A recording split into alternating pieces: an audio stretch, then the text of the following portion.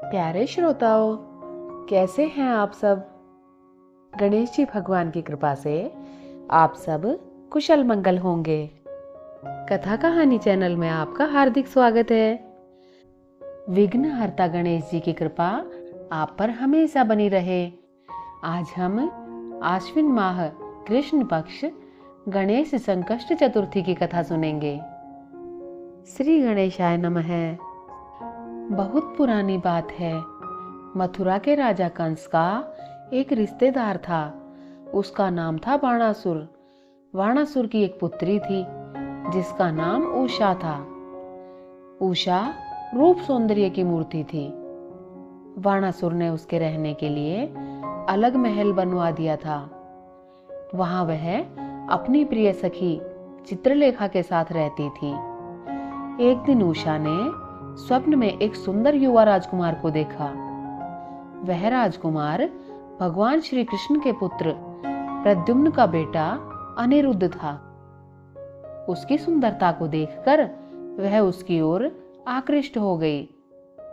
वह उससे प्रेमालिंगन करना चाहती थी कि उसकी नींद खुल गई। स्वप्न भंग हो गया, पर उसकी आकृति को वह भूल ना सकी और उससे मिलने की उत्कट इच्छा ने उसके मन में बेचैनी पैदा कर दी। उषा ने अपने मन की बात अपनी सखी चित्रलेखा को बताई और कहा कि वह किसी प्रकार उस युवक को उसके पास ले आए। उसकी शक्ल सूरत का नक्शा चित्रलेखा के सामने खिंच गया। चित्रलेखा समझ गई कि राजकुमारी ने स्वप्न में अनिरुद्ध को देखा है। वह गई और सोते हुए अनिरुद्ध को उठाकर उषा के पास ले आई।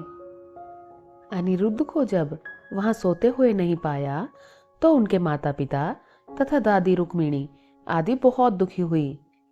श्री कृष्ण ने इस घटना का जिक्र अपनी राज्यसभा में ऋषि लोमश से किया।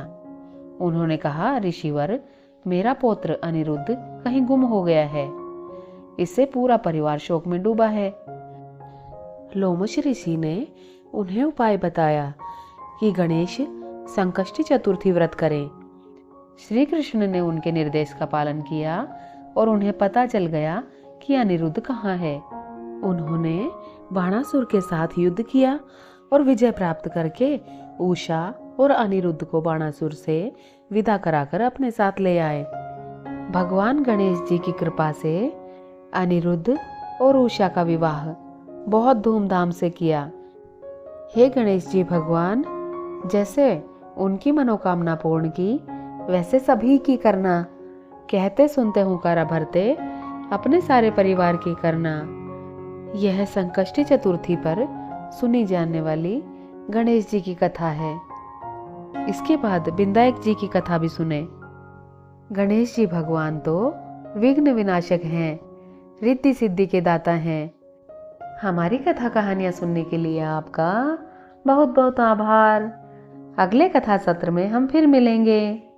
अगर आपको हमारी कथा कहानियां अच्छी लगती हैं तो चैनल को लाइक कीजिए, सब्सक्राइब कीजिए और अपने चाहने वालों के साथ शेयर कीजिए। बोलो विनायक जी महाराज की जय।